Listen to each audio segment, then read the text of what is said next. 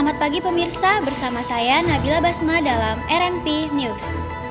Kawasan seluas 3 hektar yang dihuni oleh 200 kepala keluarga atau yang dikenal sebagai Kampung Apung kini tampak memprihatinkan karena kurangnya perhatian dari pemerintah. Baik pemirsa, saat ini saya berada di kawasan Kampung Apung, daerah Kapuk, Jakarta Barat. Dahulunya kampung ini merupakan kampung yang normal, kampung yang berdiri di atas tanah. Namun seiring berjalannya waktu, hujan terus mengguyur, sehingga kampung ini tertelan oleh air sedalam 2 meter. Namun sangat disayangkan kurangnya perhatian dari pemerintah. Pada tahun 90-an, kampung Apung ini mulai digenangi banjir permanen. Segala upaya telah dilakukan oleh warga setempat untuk mengembalikan kondisi kampung seperti semula. Mulai hinggap air di sini tahun 92. Tahun 92 itu saya berjalan pun arak depan sana, kadang kita ambil batu, kita angkat, injak satu batu, kita angkat lagi batu, kita injak satu, dan pindah-pindah gitu kan. Terjadi begitu, terus jalan sana juga ramai, jalan tuh kebanjiran juga.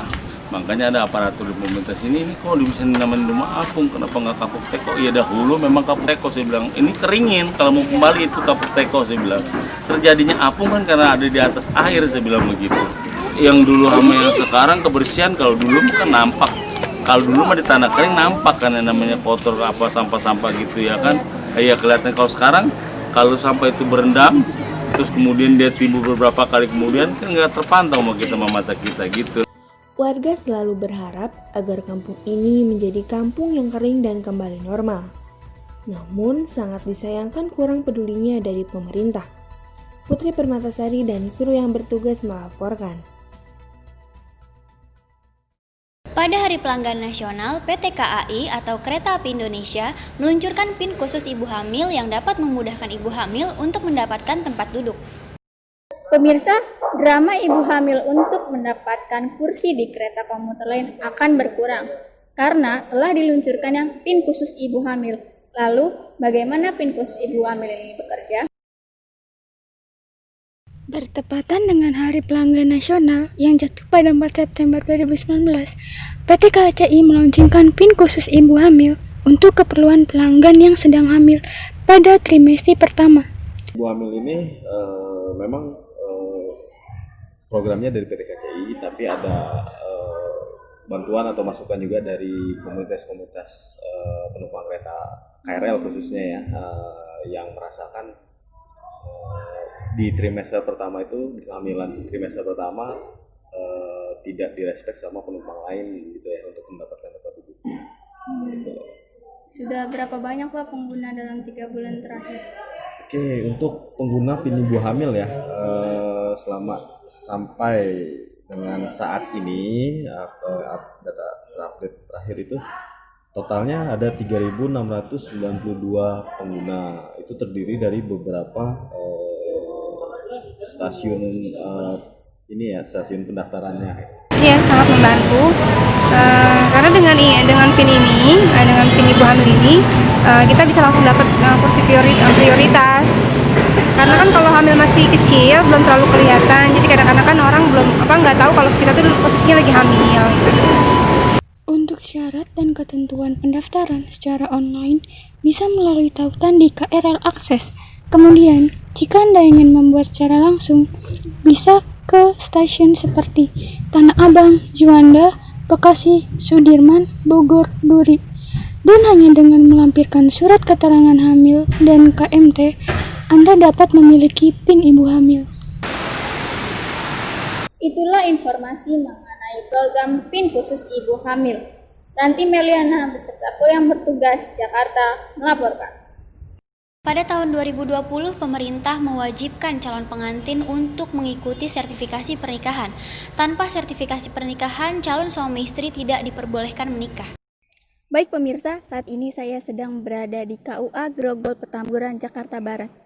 Bagaimana kesiapan KUA mengenai sertifikasi nikah yang diadakan oleh Kementerian Agama?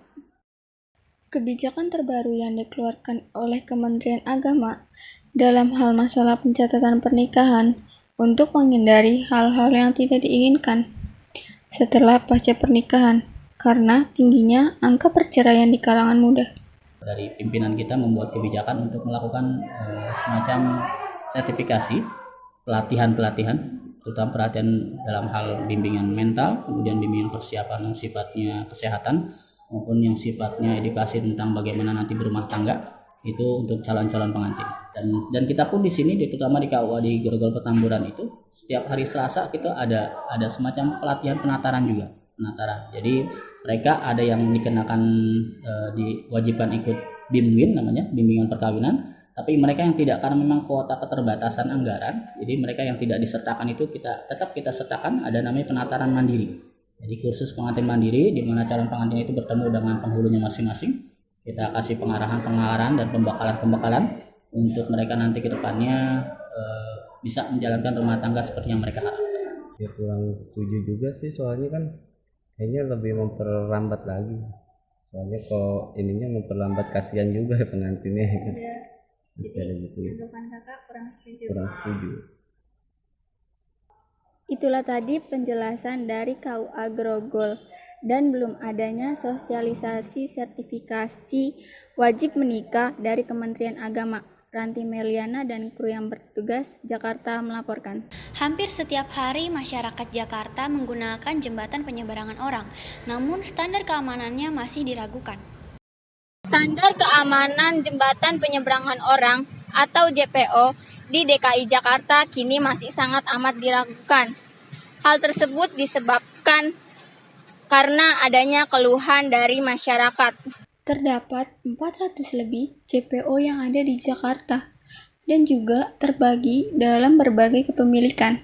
Tidak semuanya di bawah wewenang Pemprov DKI. Dan bagaimana tanggapan Dinas Bina Marga mengenai standar keamanan jembatan penyeberangan orang? Jadi kalau standar keamanan struktur pasti sesuai kaidah-kaidah struktur. Kalau untuk secara sosial itu terbuka, relatif terbuka gitu ya. Jadi lalu kita juga pasang CCTV, pencahayaan juga ketika malam. Untuk liftnya juga kita terbuka juga, jadi masih bisa ada view gitu. Lalu apa tanggapan masyarakat mengenai keamanan JPO saat ini?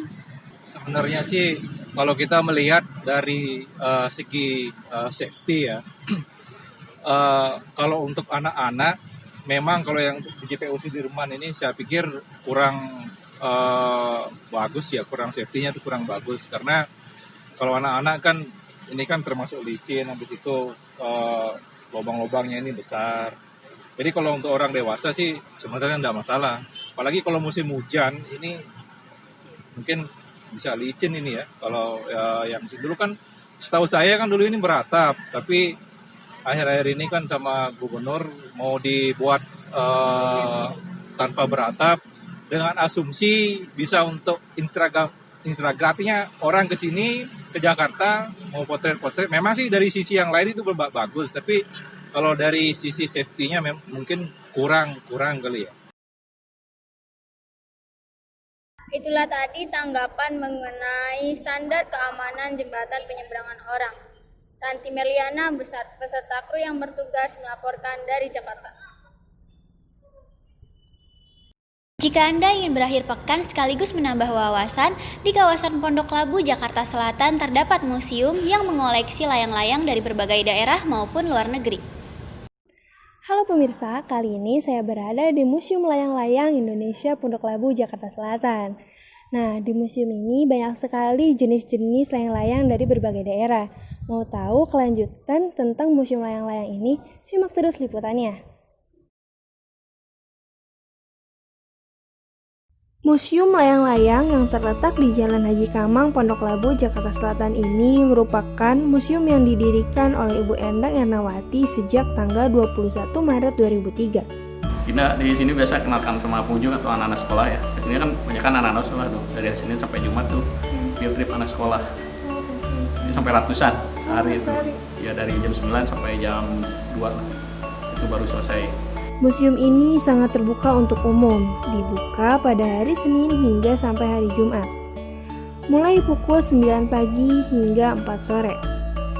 Tak hanya menjadi sebuah museum, Tempat ini juga sebagai wisata edukasi untuk meningkatkan kreatif anak Indonesia dalam pembuatan layang-layang. Kalau yang unik di sini yang di dalam ya, kita kenalkan biasa ke anak-anak ada 3 jenis layang-layang. Ada layangan tradisional, ada kreasi, ada olahraga atau sport kite. Tradisional juga ada yang terbuat dari kain, ada yang dari plastik, ada yang dari kertas, ada juga yang dari daun, ada juga dari tikar. Kalau kreasi ini ada kreasi ini. Kreasi ini berbentuk 3 dimensi ini kayak ikan, kayak tari merak gitu, 3 dimensi. Bisa terbangin semua. Ini pernah juara semua taruh di sini. Jadi udah dapat juara. Ya, kita mau pelayangnya ditaruh di sini. Ada yang semangin, ada yang dijual juga sama. Terus yang olahraga ada yang 2 tali, ada yang 4 tali. Kalau di sini kita lihat nanti ada yang 2 tali ya. Ya jadi layangannya kendaliin. Ya, kita kenalkan ke pengunjung. Tiket masuk Museum Layang-Layang ini sebesar Rp15.000 dan sudah termasuk 3 kegiatan, yaitu melihat sejarah layang-layang, masuk layang-layang, dan membuat layang-layang. Nah, selain bisa berkunjung ke Museum Layang-Layang ini, Anda juga bisa merakit layang-layang sendiri loh, dan hasilnya bisa dibawa pulang. Putri Permatasari, Jakarta melaporkan. In Jakarta City, all of which are almost cement or buildings, there are still rough boats that are used to cross people, and there are many enthusiasts because they are effective in terms of time and cheap rates. Transportation progress in Indonesia, especially Jakarta. These purpose there are still execution until now, which is scattered or can be also maintained as a paper boat made from wood or bamboo used to connect to areas separated by river. Masalah ada jembatan ini masih tetap ya. Masalahnya ini jalan otomatis jurus ke Roxy Square, ke Roxy Mas, ke rukonya. Jadi dekat dia pada muter dari sana, deketan dari sini, makanya ini ditetapkan gitu. Kalau masalah tarif ya, ini masalah tarif langsung nih ya, ini 2.000 satu orang. Minatnya masih banyak. Kalau hujan gimana nih Pak? Kalau hujan ya itu udah resiko tukang perahu. Kalau air naik, kita naikin kawat. 18, Getek has already become easy transportation to be found in Jakarta. However, the time is getting returned to be very rare. The one is the areas in the Tomang River. Karena kalau naik perahu itu lebih efektif atau lebih hemat waktu buat nyampe ke sekolah. Lagi pula juga kalau ada jembatan, pemerintah harusnya bikin di salah satu tengah ini. Soalnya di tengah-tengah ini belum ada jembatan sama sekali. This bamboo boat open from 5 in the morning until 10 at night. Putri Permatasari and the crew in charge of reporting. Informasi tadi sekaligus menutup perjumpaan kita dalam RNP News. Saya Nabila Basma beserta kru yang bertugas, pamit undur diri, sampai jumpa.